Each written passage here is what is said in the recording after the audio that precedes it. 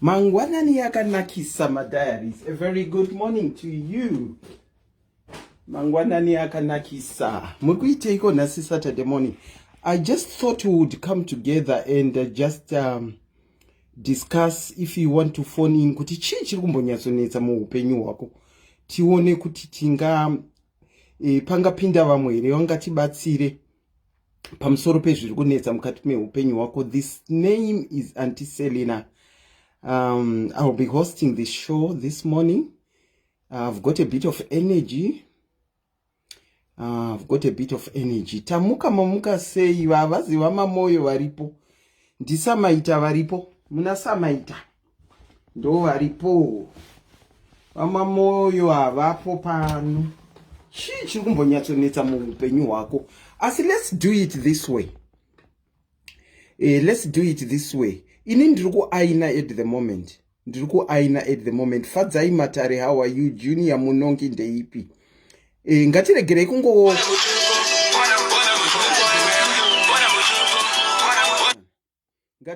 kungo sorry about that. Ngatiregerei kungo gara nefoni pamberi pe live tichiwacha kana kuteerera. Ngatitsvagei something to do as we are participating mutopic yekuti chii chiri kuitika muupenyu hwako. Good morning Junior ndeipi. Rumbidzai atitsvagei chekuita. Ngatichatsvagei chekuita. Unokwanisa ndiriku aina at the moment as I am speaking to you. I'm busy ironing. Atitsvagei chekuita. Not kungogara kuti kana live ikaita 2 kana 3 hours unenge wakangomira pa live 2 or 3 hours, especially ndakadzima kudai doing nothing. Ngatitsvagei chakuita semadzimai chekutoti ndima ifambe mudzimba medu matiri. Pamwe vamwe vari kubatsa ndima iri kutofamba vakaita ma-earphones vari kutoteerera. Chii chiri kumboitika chiri kunetsa chaicho mukati meupenyu hwako? Chii? Munoziva zvinonzi munhu akazvarwa nemukadzi ane mazuva mashoma panyika azere nekutambudzika.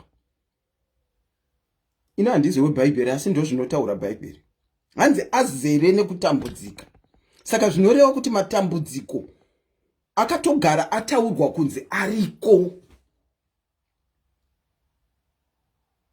But Bhaibheri roti futi, I will not put you through trials and tribulation. Muri kucleana Auntie Susan.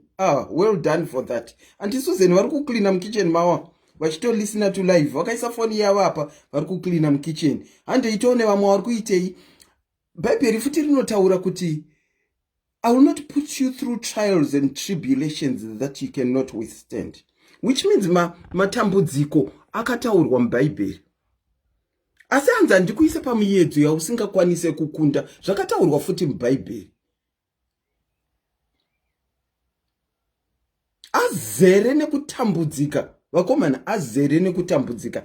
Do you know kuti sometimes unongofungira kuti une nhamo until you hear somebody's story. Ndaitaura this other lady, she's going through a lot. And she was telling me kuti achishare nyaya yake na someone. They also started sharing their story. And she was like, yangu nhamo inenge nani. What is going on in your life? Do you want to share it?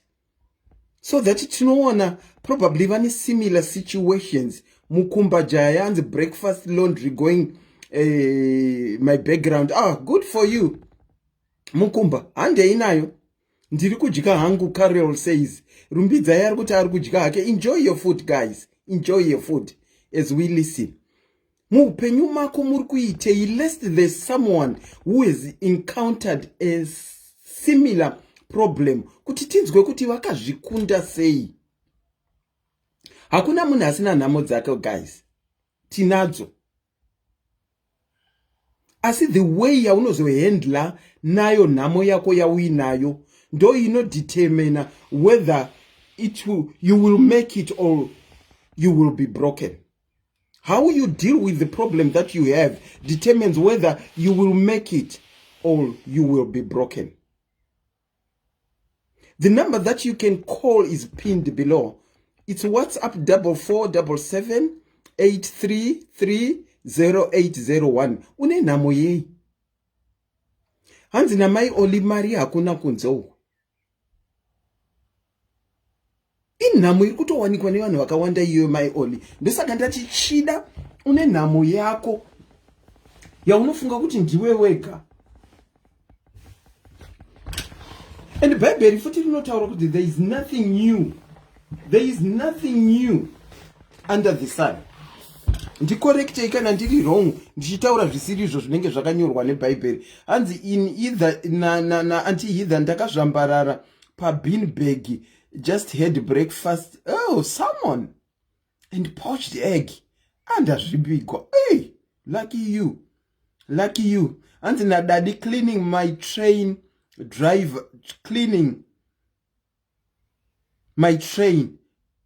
drivers on strike, saka ndatorova kubasa. Ho saka muri kucleana. Muripiko kune ameno muripi kune ma driver ari pa strike ematrain. Muripi zim kweda hakuna matreni. It's either South Africa or somewhere else. Nekuti isusu trenika ameno kana dziriko handifunga kuti tichine matreni. Messi mundedewa, how are you? Namo yemari zvino hazvisi kufamba. Chii chisiri kufamba anti amanda? What's not working? What's not working anti? What's not working?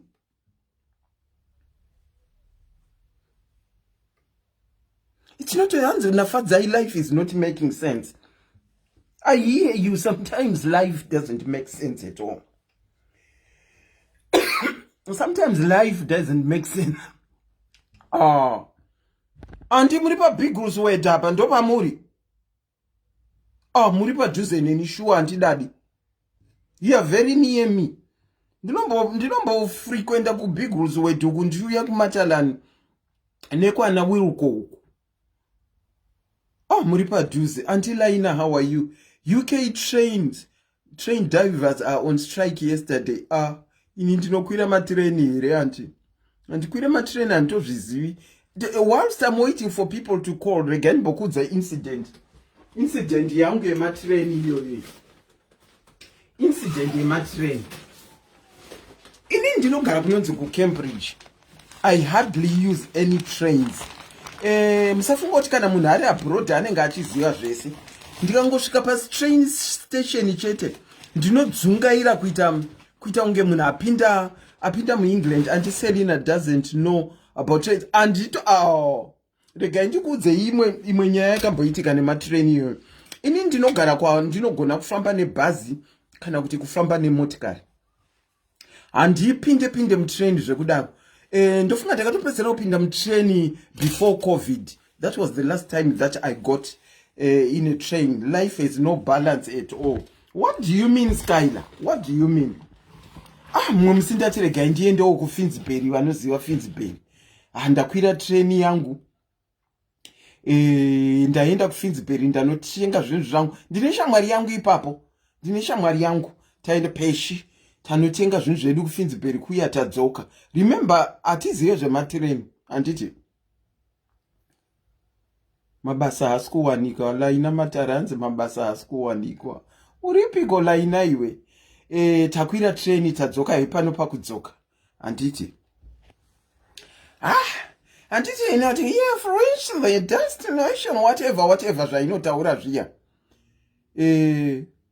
Ndinogara nchitaura kuti ndagara muno 20 years asi chimwe chirungu kana chichitaurwa ndinzwa kuti vakutaura kuti and andimboda kunyepa zvimwe zvinhu kana nchiita conversation nemurungu chaiyeka ndinodairira zvimwe zvisirizvo zvinondireminder shamwari yangu akambonzi my friend is down saka ana unyatsonzwa zvikanzi naiye achidaira zvikanzi that's good.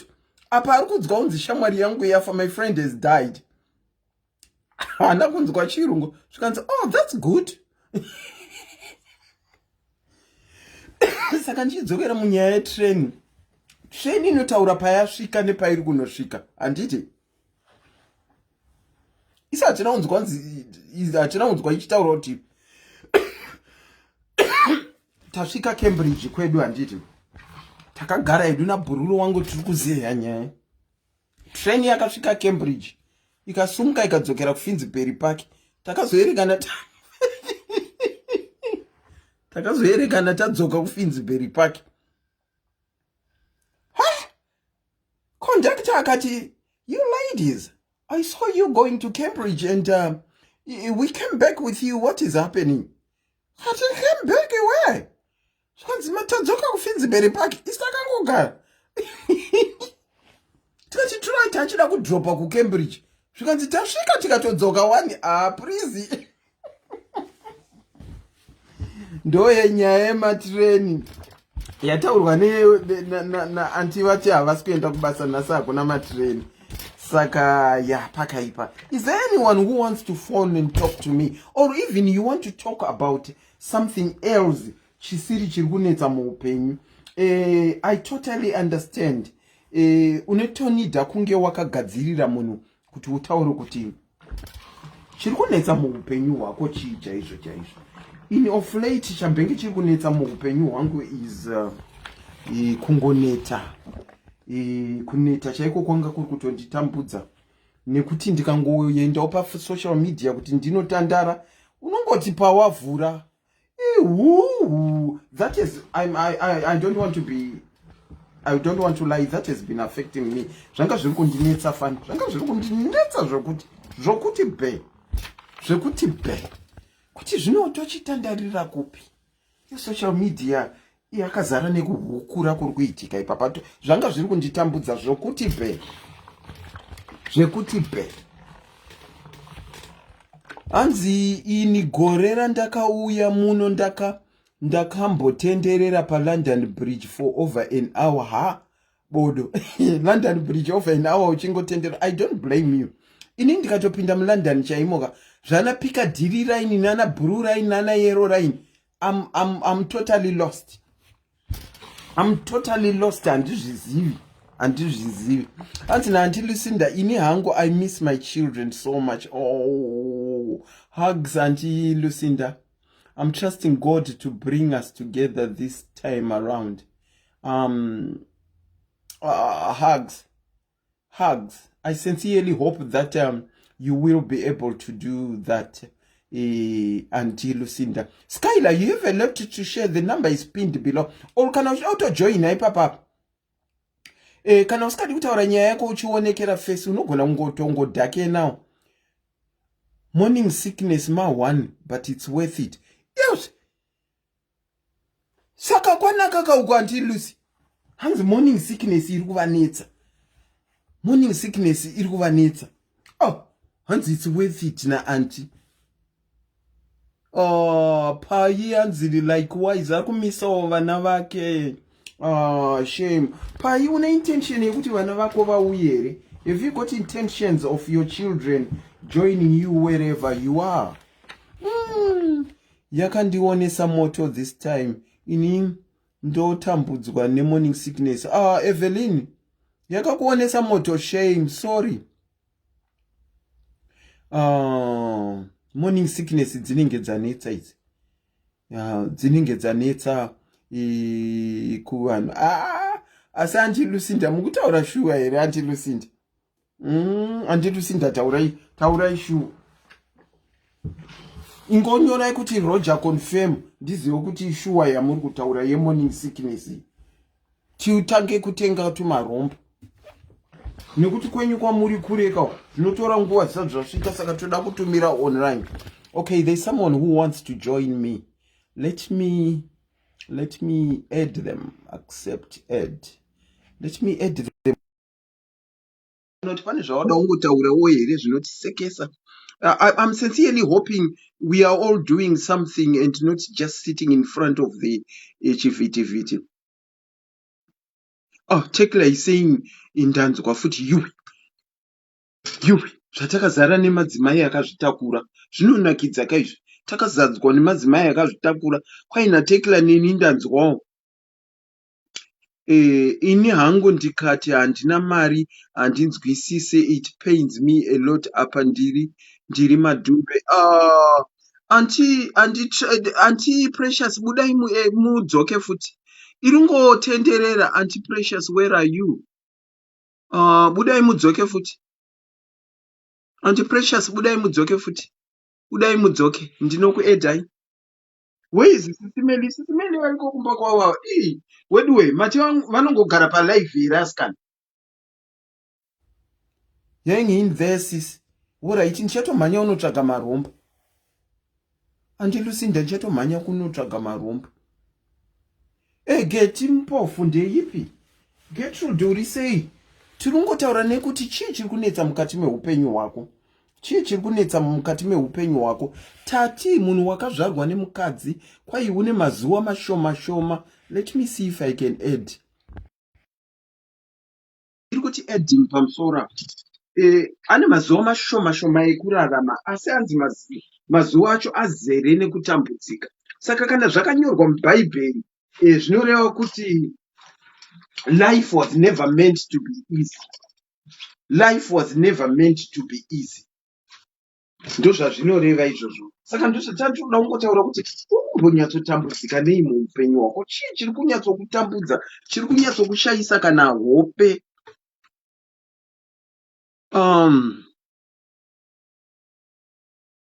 You get depressed nenyaya morning sickness. I hear you. Ini hangu kune masponsors ari mucomment section hanzi na Riley. Ini hangu ndanetswa nesponsorship, mapepa ato expire. Zvakaoma. Shame.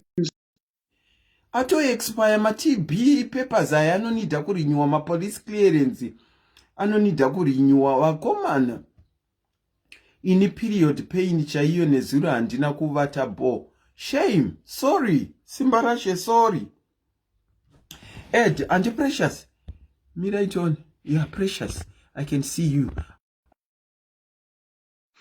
It's saying, Ed, let's see if it will allow me to add you. It's still reading, Ed. Guys, I hope we are doing something, not ngo gara live pasina chatiri kuita. Ininda tindiri aina.